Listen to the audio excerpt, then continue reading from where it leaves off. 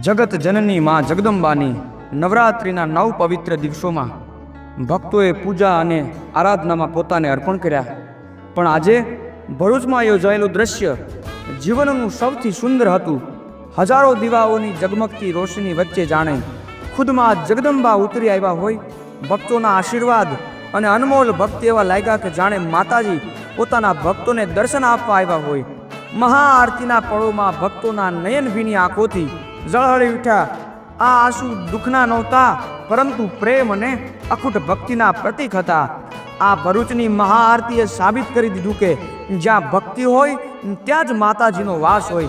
દીવડાઓની ઝળહળતી આ ભક્તિનો દરિયો. વાહ!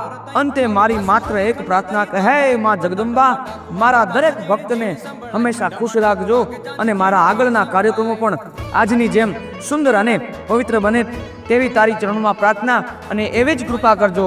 જય અંબે, જય અંબે, જય અંબે.